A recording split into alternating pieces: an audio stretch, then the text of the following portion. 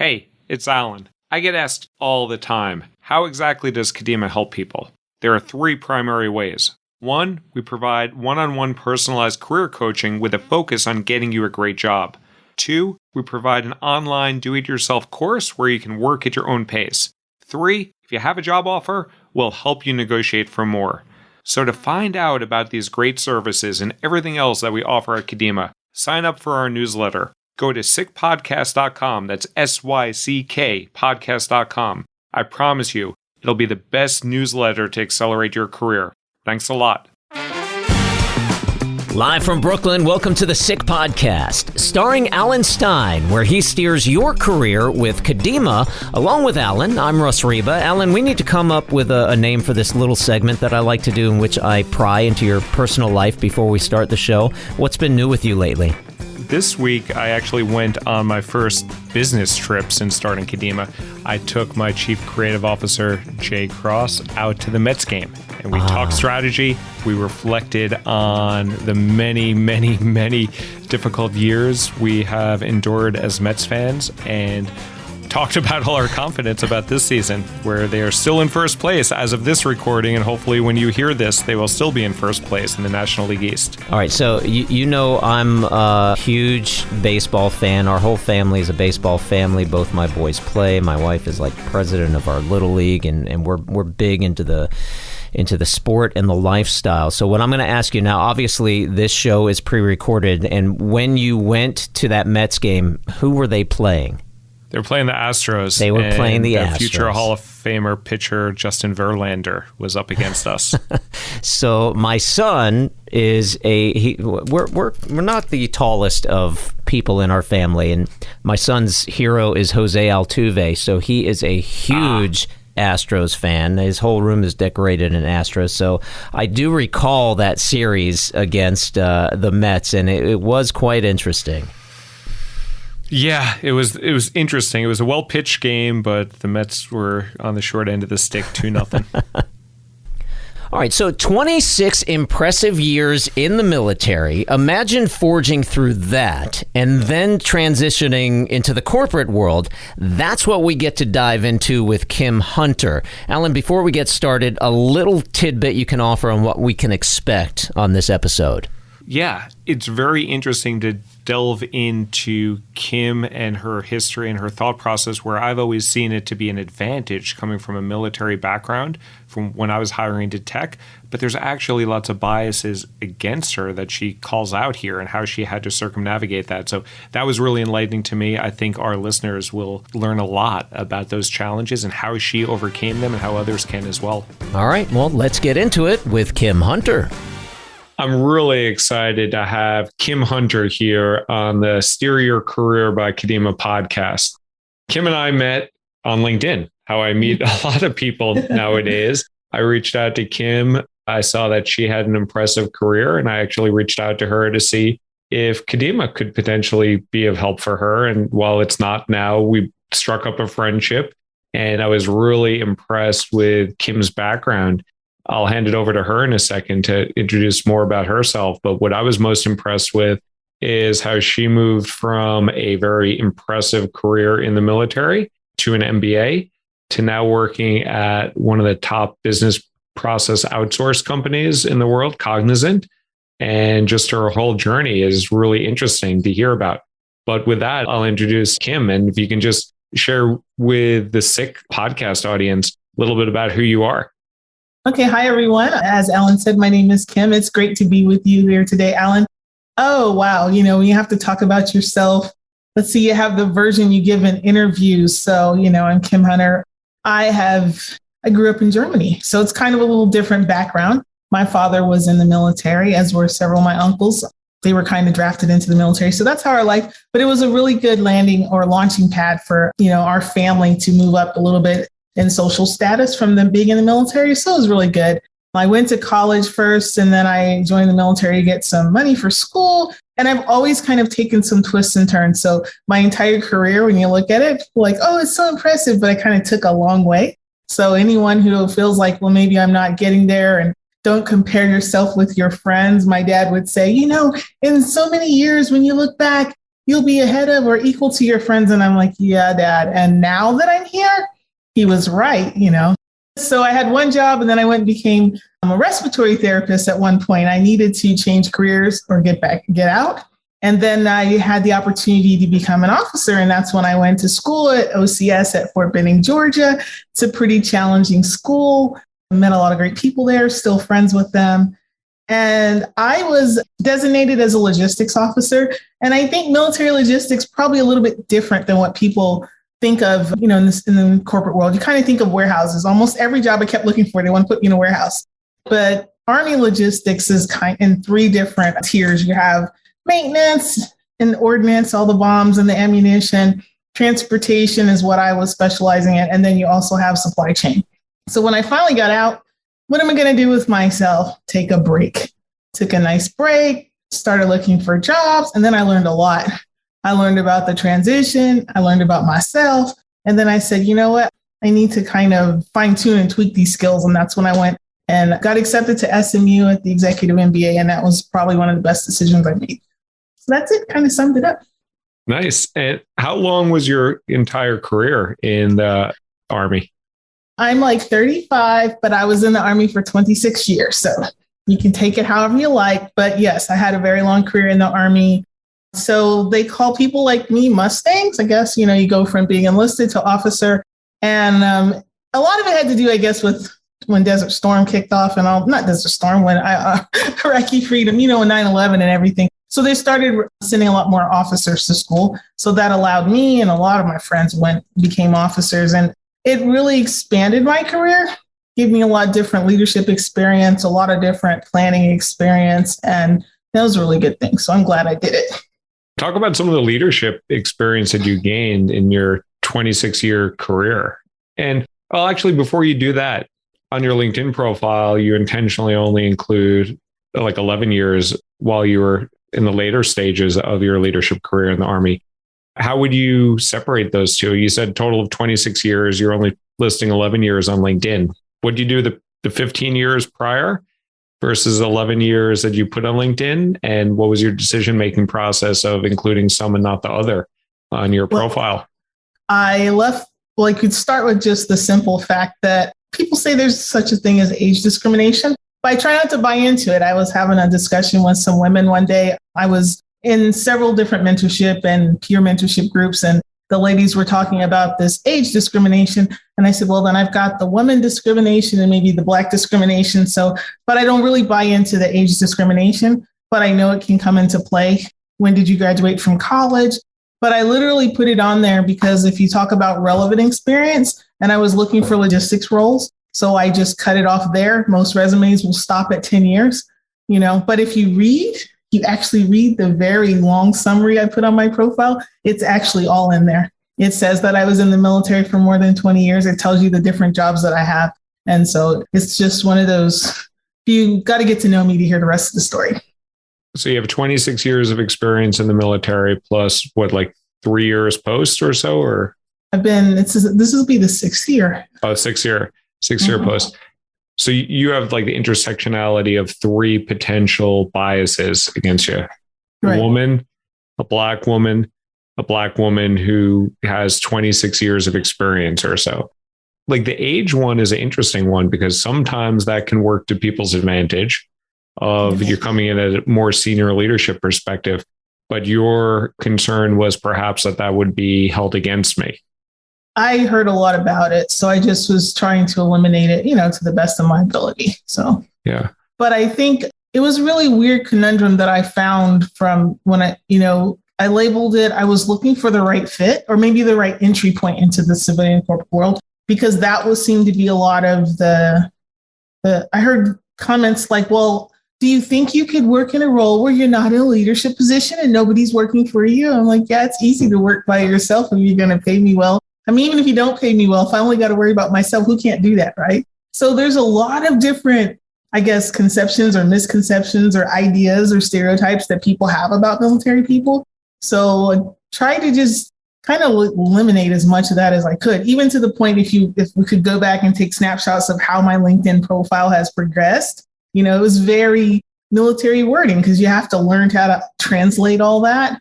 But as far as I gotta honestly say, once I just went with those 11 years, I don't really think too much beyond it. If anyone asks me, I'll tell them. And there's another thing that I've heard from my peers, and it's happened. A lot of times when people find out that you have retired from the military, they know you have a pension, and then that becomes a point of discussion. And I don't really want to think it's relevant to anything. I mean, where they would hold that against you. So like you're not all in on a job because you have this other cushion, or where they can pay you less. They can pay you less. I've even heard another friend of mine, he said that he had actually, someone at work was upset because he didn't take the medical benefits, because not only do you have VA, but if you retire, I don't know if you heard of TRICARE, but we do actually have healthcare that we pay for. And, the fee's a little different than it is for normal like healthcare, but I have like regular healthcare outside of my job, outside of the VA. And so as I was listening to just a lot of different advice, even some of their stories, I have discussions with my friends as they're getting out. I even tell them, don't tell people you retired. Just tell them you got out of the Army. Tell them you transitioned, because the word retired just it's kind of loaded, right? Yeah. If someone asks you, you can tell them, you don't have to lie, but you did just get out of the military after you've been there for a long time. When you left the Army, you were leading large teams? When I left the Army, I was actually leading a large office.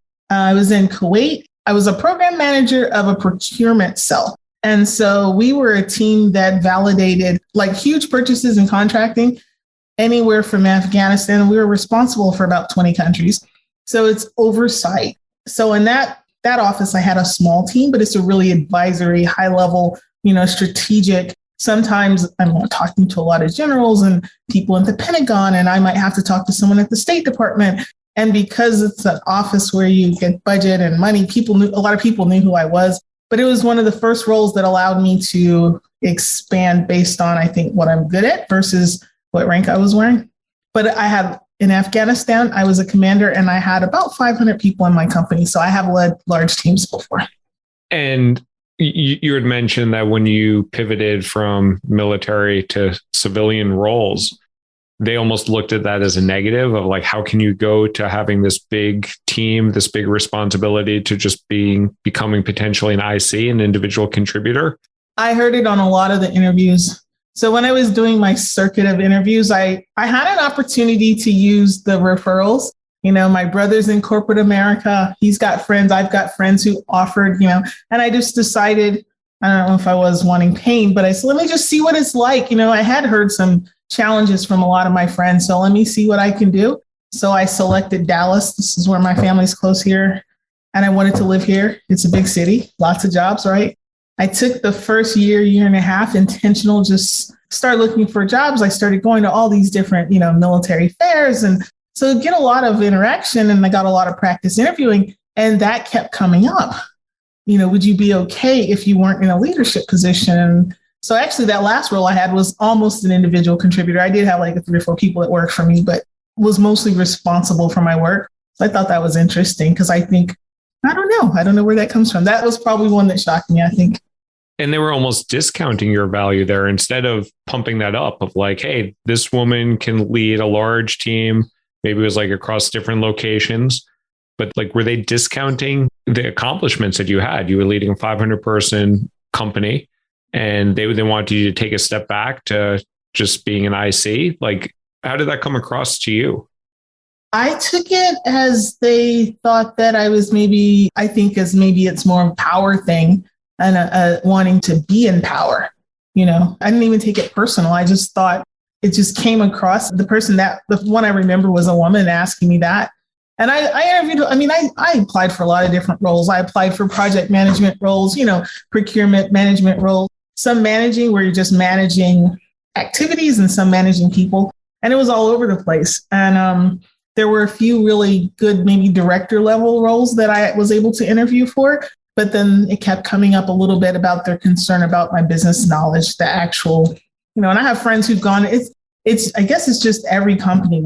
I think what I've found is people don't really know a lot about the military. So that question about not being a leader, I think they just got that barking drill sergeant, just got to be, yelling at everyone, controlling and, uptight. So that's how I took it. What do you think companies or hiring managers or recruiters don't get about people with military background? It's a lot that they don't get about us. It's a lot. I think everybody loves the vets. For the most part, everyone loves the vets. And I see a lot of times, I think it might be maybe a cursory look at, trying to hire vets, because there is a process of translating and being able, so we have to be able to tell our story, but then you don't even know how to tell your story. You got the whole lingo thing you got to describe. And then a lot of don't know what jobs are available. And I think that a lot of maybe recruiters, when they look at a vet, they want them to be a certain thing that they're hiring for. And the veteran might fit into that if you talk to them, or if you have a team that's able to talk to them. Very moldable, very adaptable, but it just doesn't always, it's not an immediate translation. I have this one kind of analogy. It's not super positive, but it's not really negative. It's honest. I think that veterans and a lot of NFL, it seems like to be the NFL mostly, college football players too, because I know a few and I met one on LinkedIn. I talked to him a lot and we talked about that. And incarcerated people, we're institutionalized, right? So it's so much of a part of our identity and a little bit separated from the rest of society. Most veterans, when we're in our bases, we mostly just interact with each other. People go to church, they do other things. So just don't even have any friends hardly anymore in the rest of the world, even though we live here. And then when it's time to get out, it's almost like they drop you off at the gate, like they do with incarcerated people, right? Just, hey, here's your $20 or whatever. And there you go. And now you're thinking, oh, wow, they said if I was a veteran, I can get a good job. I have all these good skills. And you just hit roadblock after, bumping into walls here and there. And it's a process. What are some of those roadblocks that you hit? And again, you mentioned it a little earlier, like you're coming from the military. Mm-hmm. So a different space, you're a woman, you're a Black woman, and the age may be used potentially against you. What are some roadblocks and obstacles that you personally experienced during your transition from military to corporate world? Let's see. I got a lot of interviews, so it wasn't that my resume, went well. There's a strange little phenomenon. I want to live in Dallas, and everybody who wanted to hire me for really good, at least 6-figure jobs were outside of Dallas. So that was kind of strange. That wasn't really a roadblock, but it didn't really go along with what I was trying to do. It's really hard to find, to actually, I think there's a lot of talk, first of all. And so that's not even personal. You got all these veterans, you have all these fairs. And after a while, I said, that organization, they say that they have all these connections and partnerships, but I want to see the data. Now I want to see the data. How many people are you talking to and who's getting hired? And then I even talked to one of the organizations and I said to the guy, no one owes me a job.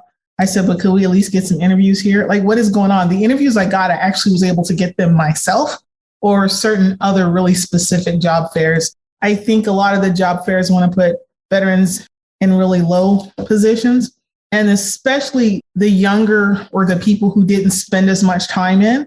A lot of emphasis even coming out is on the people who were in for a long time or the people who have more rank. There's a whole big group of very talented people who could do a lot of things that are being overlooked. Actually, one of my former soldiers, she's a recruiter at one of the FANG groups. Yes. And she's doing extremely well. And some of the people I see that are actually doing better are some of the more junior, younger people.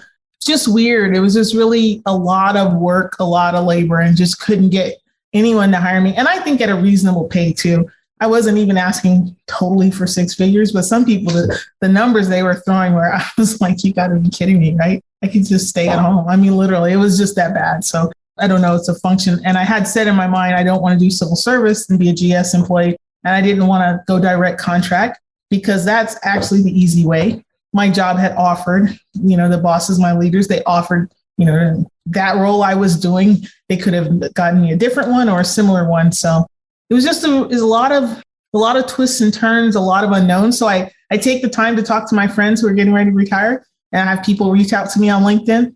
And if you're a year out, I tell them you're already behind the power curve. What do you mean by that? What do you mean by that? Like you're out of what? A year before it's time to get out. Okay. So you have the ability to go to the transition services 2 years before you retire. maybe 6 months if you're just getting out, you didn't stay in long enough to retire. Some people retire younger because they may have been injured or whatever. And so if you are getting out kind of soon, you've only been in a few years, you don't get as much time to even work on the transition. So it's kind of, fast paced. And the 1 year is what most people use and can't really get away from work. And now they have all these really good programs. Some of them weren't even out when I was the Skill Bridge, where you can do internships and all that. A lot of programs that we have now with different companies are actually helping veterans because they're actually creating pathways, identifying ways to help you. It just takes a team to get it done. And so that year out thing, people think, oh, I'm a veteran, I'll get a job, because people tell us that. And then they don't realize it's not just because you're a veteran. People value your experience as having been in the military, but you still have to work to get a job. And right after you exited the military, you didn't join Cognizant right away. It was like a 5-year gap. I think you did your MBA. Yes. In between, and you worked in between as well? Actually, I didn't. I'm a newbie at Cognizant. I've been there just 6 months. So okay. I'm very new. And I'm in a good role, but I'm very junior to what I'm used to being. So I'm having to learn a lot of different things. And, I guess it's a little different for me because I'm, it's like I know I can do certain things, but I can't do them here. And what the path of promotion in Cognizant looks like, I don't know if it totally aligns with the career progression that I may have and the timeline that I have. And that's another reason why some companies don't like to, hire people who were in the military a long time. I'm not really that old, though. Some people retire at less than 40. It just depends on how old you were when you joined. So, I have peers and I have friends who are VPs in other companies and that. Some of them like the classmates. So if you have aspirations and goals, I don't know how long I want to, that trajectory to take me. And I'm interested in boards and a lot of things. So I just looked at this as a big opportunity to just try to discover who I am and who I used to be before I joined the Army. What did you do between the military and enrolling at SMU is where you got your MBA, right? Yes. Yeah. So what did you do between the Army and MBA? Big gap. Like I said, the first year to 18 months was literally just decompression and resting. Yeah. Just trying to get my mind and my body, I have a niece here, so I only see her a couple times a year throughout her young life. So it was pretty nice. She was just going into middle school when I got here. So I got to be the auntie taxi driver, and that was fun. Got a chance, to get to know her better and, spend time with her, and did some volunteering and just had time. And I took some courses here and there. I used my GA Bill for a few things, and I was always reading in that. But it literally was because I was able to. I chose not to take a job that I didn't want. And then eventually I thought about SMU, and finally I was just like, this looking for work thing just isn't working. And it was actually a lot of work. And I did it for about 18 months. And I was like, hey, I'm just going to go to school. So you were looking for a job, had challenges with that.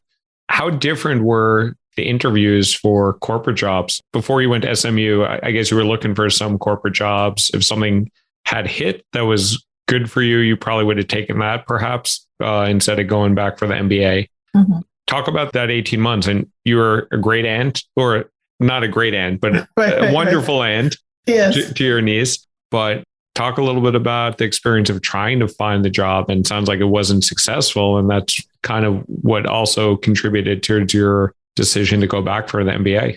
Okay, so what am I going to do? I'm a logistics manager. But then now that I've been out a little while and I've thought about it, we kind of have three different, I wrote this, I think, on my LinkedIn profile too. There's kind of three pillars, I think. You have your job, then you have the rank types of jobs, and then we have a lot of special projects. So towards the end, I was working kind of in the special projects lane. And then you have a different role every year. So it looks like you're jumping around, but I'm not. I'm still a logistics officer, but but you were a procurement manager and you did air management the year before. And you were reverse logistics. We were prepping to come out of Afghanistan. And so I had to learn how to be a good storyteller, right? Not only just for the fact of the star interviews, and having the stories available, but it makes you more relatable. And I actually maybe changed going in the military. You had to become a little more rigid, and maybe I was a little bit fussy and angry because, the military is kind of aggressive. It is. And then I just settled into being more comfortable, and I started getting compliments on a lot of my interviews that as a veteran, I was coming across very personable. I was able to tell my story. Some of the interviews, a lot of them were practices, so there was no intent. And a lot of them I turned down because I didn't want to go to the location. So I had some successes with it, but because I had the option or I had the ability, I chose to want to try to get what I wanted, right? For all those years, I did what I had to do or what I was told to do, where I was told to do it, and, you know, all those things. And then I decided this time I want to try to do most of it the way I want, you know. So some of the interviews, there were a few that threw me off. You know, you go in there and you're thinking, then all of a sudden it goes a little south. Maybe the person got a little hostile, or maybe they just started attacking my resume. And then it just kind of threw me for a loop. I was not prepared for it. So I have to talk to a couple trusted advisors. Yeah, that was interesting. Let's see. I didn't even know what I wanted to do. Am I a project manager? Am I a logistics person? Am I operations? You know, am I compliance? Am I? And then when you only did that job for a year. I know, but a year in Afghanistan is totally different than a year in the States. I mean, it's like every day, you know, so. Yeah. And talk about that contrast a bit. So you're probably dealing with life or death decisions at times in the military, lots of downside risk if things aren't executed well. Now you're at Cognizant. Granted, I'm sure you're supporting important customers, but talk a little about the different mentality and perspective that you have working in the military versus now. Like, describe a little bit what you do at Cognizant now. So I'm an organizational change management consultant. I'm titled a senior consultant. So there's a couple of levels of entry consultants before us. That's the MBA pathway into the company. And we work on the people and the behavior side of change, which actually correlates to what I do because I actually have a graduate certificate in organizational development and a degree in psychology. So we're kind of lining up to the things that Kim's good at, right? But these clients are different than when, as a logistician, you're almost a consultant to the infantry and the field artillery and those people, right? They need support, they need service, and we just package it all up and give it to them. But also I knew how to push and I knew the parameters. I'm just spending a lot of time now observing and trying to get the language down, and just, it's almost like I'm learning a whole nother language, you know? I understand how to effectively move things and make them happen. But one, I have to learn the company culture, and two, I have to learn what the role is. And then how do I not be timid, but not overstep the line, right? And I think that's where I kind of got, I don't want to be too aggressive. I don't want to be too military. And then sometimes you fall back too far. So that's it. But we have what's called a CPAL. So it's an advisor. She's a friend of mine at work. And I have other people. Everyone's very helpful. It's a good organization as far as, you know, teamwork and that sort of thing. The tools that I need are there. And it's just, but I would say compared to the leadership and the broad spectrum that I managed, it's a very, I would almost say, more junior role. Yeah, it sounds like you weren't given full credit for your storied 26-year career in the military, and it was kind of discounted in a lot of ways. Or I just went to an MBA veterans conference and I just went through that pathway door. You're right. And then, so some people were like, oh, did you come in as an experienced hire? I'm like, actually, I didn't, but I still am an experienced hire. But am I experienced enough to translate and put that? I think not in that role, but if I was put in some type of strategic position or some type of people development position, and I don't mean HR, I mean actual, you know, developing you from junior to mid-level to understanding all the different things and managing people and learning, you know, how to influence and motivate and direct their careers. Because we've done a lot of that. You know, I have lots of people that I'm still in touch with who, you know, help them get into this school and that school, and they still call for advice and that sort of thing. So in my mind, I'm still, you know, that sort of type of leader that I'm kind of like a little new person at work, but I'm a new person who's paid well. So I'm going to keep typing, right? Yeah. It's not all about the money, but I am paid well. So did a lot of your opportunities come through these job fairs and specific organizations that were looking specifically for military, like and veteran talent? I think the best route for me was adding the MBA to the veteran made it a lot more inviting to the companies. Yes.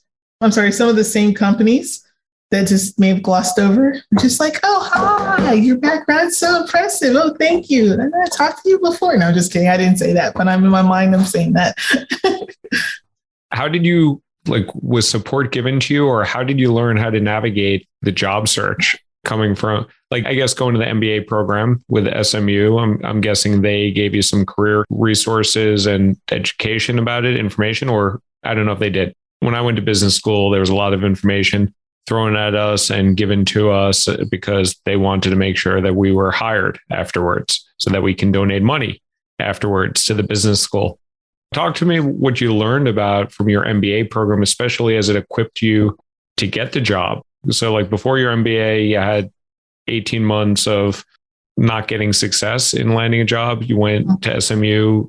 How, if at all, did that contribute to your ability to achieve your goal of landing a high paying job? SMU was the moneymaker. And I don't mean about money, but that was the right move, the best move. That was the one that just sealed the whole transition process. It is what made me able, I think, and prepared, to go into my next role. So I use the career services heavily. So we actually have career coaches who are dedicated. And I spent almost a year working with the career coach. And when I interviewed, I was told during the interview, because I went to executive MBA program. So, most of my peers are working, everyone's, we had several other military people in the executive MBA programs. We have lots of people from all different walks of life. And my coach's name is Annie. We started out in about right when the pandemic started. So about March of 2020, it was the second semester of school.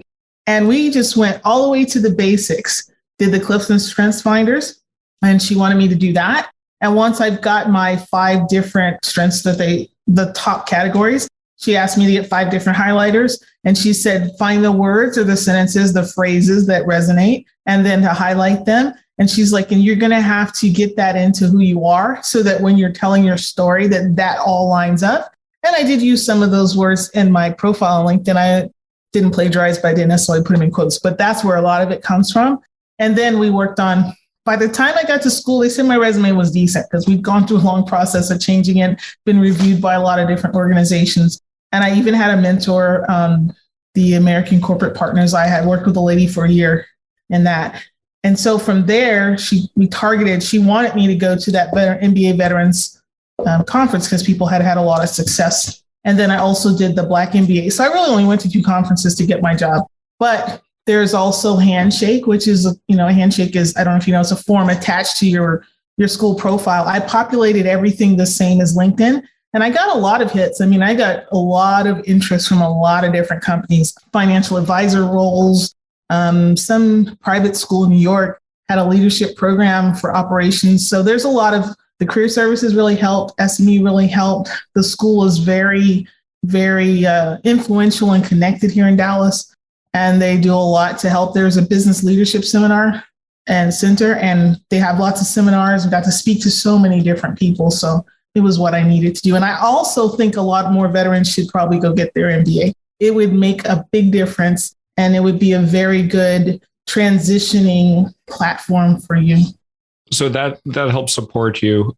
Were you considering other companies after school? And you went for the EMBA program, so the executive MBA. So you didn't do a summer internship? No. Okay. Because we were we were in school. And as you were considering different companies, what were you looking for in your role? What was your decision-making process? You wanted to stay in Dallas. I think that was a requirement for you.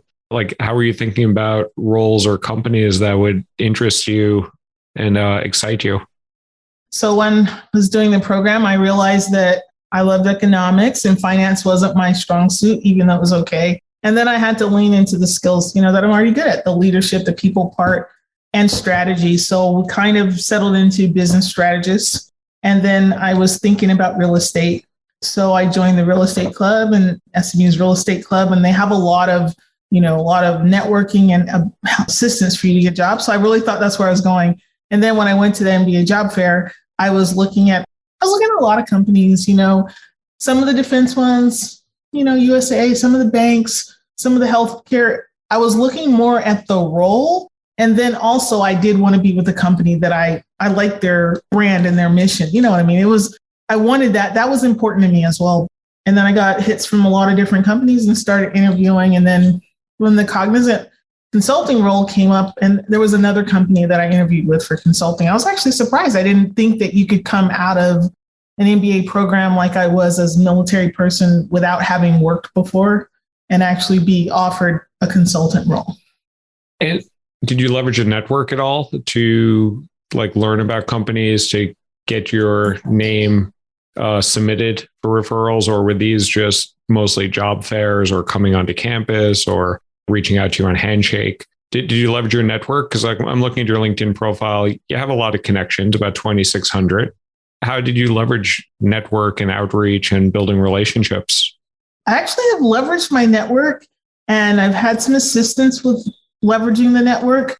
But some of the connections, some were a little cold, lukewarm, and some of them were good. And some of them were in inopportune times, right? And a lot of them wanted me to, I don't know, it's like what role that I had. And once I went to school, it kind of stopped a lot of that. So it probably built it up right about that time. But now I think I'm in the position, my network continues to grow. And now I'm helping a lot of other people, which is interesting. I'm connecting other people, but I still want to keep right about the time I started school, I had said to myself, I need to really step up my networking. And I was doing some events here in Dallas, and then the pandemic hit. So not really doing a lot in person, but I did a lot of webinars, a lot of seminars, but I didn't ever get any direct referrals or any really good assistance. It just so happened that this is how I got through. But I do know that that's very important. And like I said, as I'm telling my friends who are still in the military, and if they ask me, I even have one young man, I made a comment about the MBA Veterans Conference.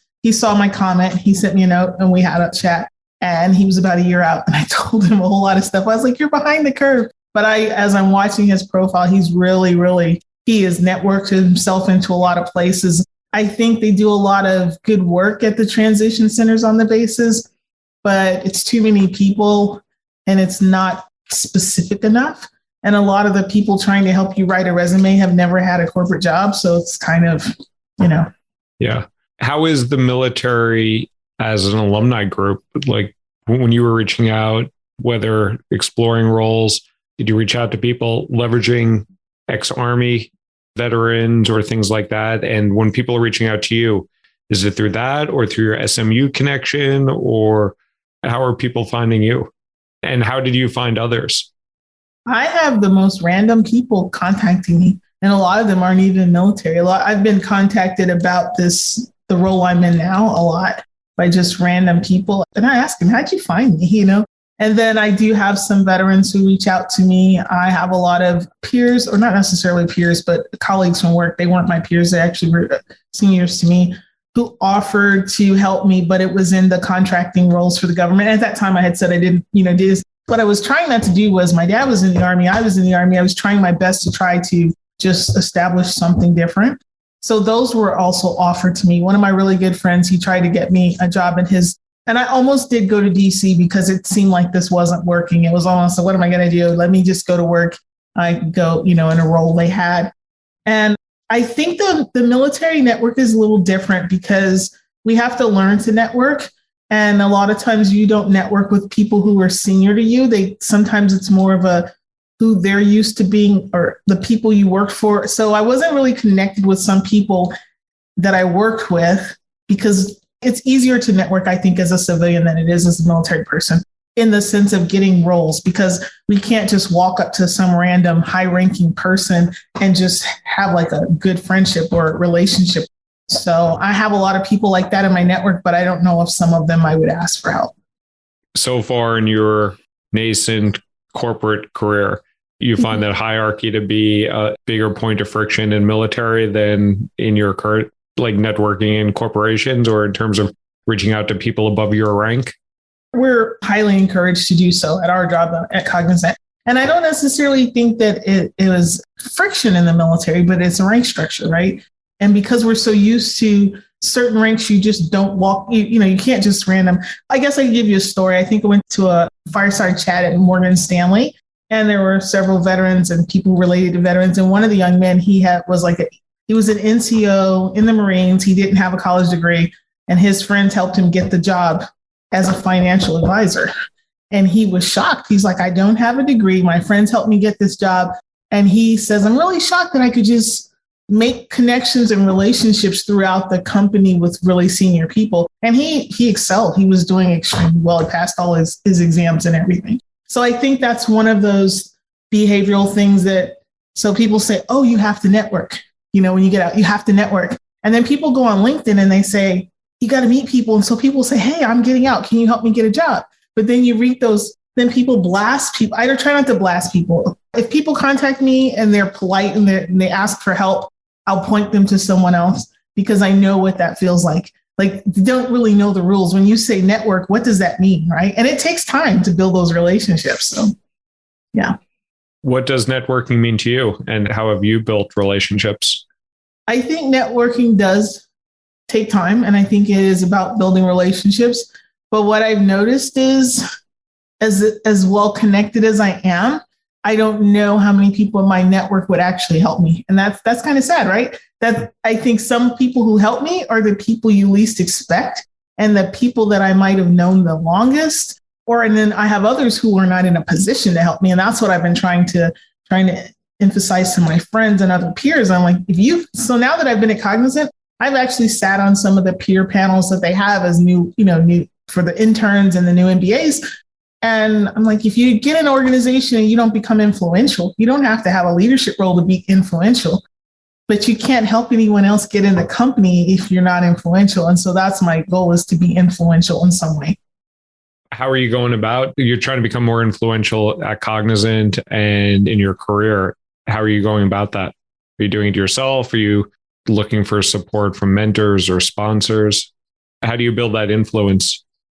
Well, I have my manager. We sit down. We're getting ready to go over my goals on Friday, what we want to do. And I'm working towards pushing that envelope more towards the leadership people development portion. And I think there's a lane for that. And Cognizant's pretty open about you being able to, if you have ideas, they're open to that. But helping with the interviews has been pretty amazing because our school has sent people to interview. Now, I have no influence on whether they get hired, but I get to talk to them. So 4 people that I talked to from my school, they all got offers. So just kind of telling them what I think about the company, where I think it is, how I think it's a good, landing place. And then there was one young man he just was accepted as an intern. And he literally said, when I saw you on the panel and you were a veteran, no, he said, I saw you on the panel, you said to contact. When I looked at LinkedIn and I saw that you were a veteran, I was happy. When I saw that you were an Army officer like me, it made me feel better because I knew you would understand me. How can people get more comfortable with that, making the transition from the military to the corporate world? Like, the companies are talking a big game that they want to attract and hire more veteran talent. In this case, this one individual saw you and they're like, hey, I see that you're doing it. I can do this too. But you're kind of perhaps in the minority, not only being a Black woman, military vet, but even vets in the space. How can companies do a better job? Or how can companies do a better job? Or how can individuals get more comfortable understanding that they can succeed? These companies are seeking them, and maybe you have to do a little bit better job of making them aware that you're out there. Like, how can the companies do a better job, and how can the individuals do a better job? I think that's the hard part, because a lot of people are not on LinkedIn. They don't get on LinkedIn until towards the end, and then that's when the rush goes. But I also think that the companies that are doing it well are putting a lot of emphasis. Like I said, they have programs. A lot of my friends went to those companies and got hired in roles to help bring others in. And it's a process, just like my coach helped me at SMU so that I could come. But that long 5 years, people could look at my resume and you took a long gap, but that actually helped in the process, because I had to shed some layers, and I had to learn some new things and how to speak and how to tell my story. And I think for the companies, if you really want to hire veterans, we're actually working on some of this within Cognizant. I'm on the Veterans Council, and I just said hi and I ended up on the council. But anyway, we are having to decide, well, what does it mean if we want veterans in the company? So any company, what roles do you believe you want them in? But you need somebody who can translate what the veterans have done, because you can't just look at a young person who was, I don't know, some job that doesn't have the exact title as a civilian job, but there's some things that they have done. They can manage things well. They've done a lot of things, but somebody's got to translate that.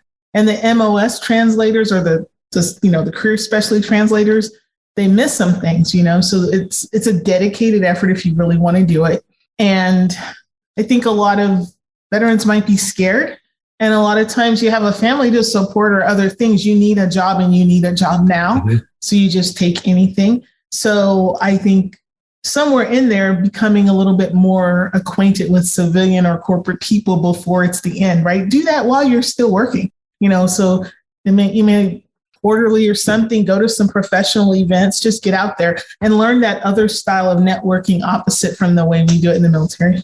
That's a great point. So we're wrapping up our time here, and it's been really informative to hear your perspective and your successes and also the challenges that you went through. 2 last questions I have for you. I always like to get some really SYCK tricks for our audience here of what's worked for you, what suggestions you have for people in terms of how they can best accelerate their career and take proactive control of their career destiny. What are some of those SYCK tricks that you would offer? Well, I think the first trick is to just believe in yourself and what it is you think you want to do. And don't limit yourself because you don't even know the possibilities and who the person you might bump into can help you get to that possibility. But if you limit yourself, that's one. And the other one would be especially like the veterans, but anyone, you have to tell your story. So even if you get stumped on a question, tell a good story. And I don't mean like a wacko story. I'm saying the stories are what endear you to people, which help. You've got to be able to learn how to relate to people because, as you know, a lot of times what we don't realize is that the skills are great, but a lot of times people want to be around people they like. At the end of the day, that's just what it really is. So you've got to be likable and you've got to take interest in other people. And if you learn how to do that, it's okay to have a personality, it's okay. And I think for veterans, that's the part where we had to everything's in a box, everything's so neat. But at the end of the day, they could tell some amazing stories that someone's like, oh, wow, that person's got, some good skills at this. And like me, I'm kind of like the cheerleader. I'm going to motivate you, get you pumped up. So just, go for it, trust the process and tell your stories. Nice. Some great tips there. And then my very last question, if people want to reach out to you, if they want to follow you, what's the best way for people to reach out to you for help, guidance, support, or any other, or just follow a lot of your fantastic work? Just definitely hit me on LinkedIn and my real name, my whole government name. Well, the first 2 names of Kimberlynn Hunter. That's Lynn, Kimberlynn. And I will answer almost any, message that anyone sends me. And I'd love to chat. And I'll reach out and have a good time. One day I might have a website. That's in the plans. I got some ideas, a whole lot of ideas. I just haven't told anyone them yet. Okay. Do you want to reveal some of those ideas here or keeping them on the DL? Eventually I'll have my own website, just some information. I like people and I like developing people. So there's some things I want to do. Maybe not quite the same way that you do. You've got a great lane. So mine's going to be a little different though. Nice, Kim. Well, thank you so much for the time and the insight and the SYCK tricks. And it's great to hear your story moving from the military to MBA to working at Cognizant, working on some meaty projects, although maybe they're not stretching you as much as you're capable of based on your past experience. Well, I really appreciate you, Alan, for even inviting me and having me. And the time went by really fast. It was like next thing, it went by so fast. But if there's any other way that, I could be of assistance to you, please let me know because I'd love to help. Thanks so much, Kim. Very interesting, the variety and diversity that you offer in the interviews on this podcast. Very inspiring. A very special thanks to Kim Hunter for speaking with Alan on the show today. Be sure to connect with us at SYCKpodcast.com. That's SYCK. On the website, click that little button that says Leave Alan a Voice Message. Leave a quick audio note and we may feature it on the show. Alan, what's on the schedule for the next episode? Next up is one of my favorite recruiters and an expert in university recruiting, Paul Bauer, and he is going to be talking about how you can maximize your opportunity, get jobs coming out of undergrad or coming out of grad school into some of the top tech companies in the world. So he's coming up next. All right, stay tuned for Paul Bauer on the next episode. We hope you enjoyed this episode, and I think you're going to love the next one.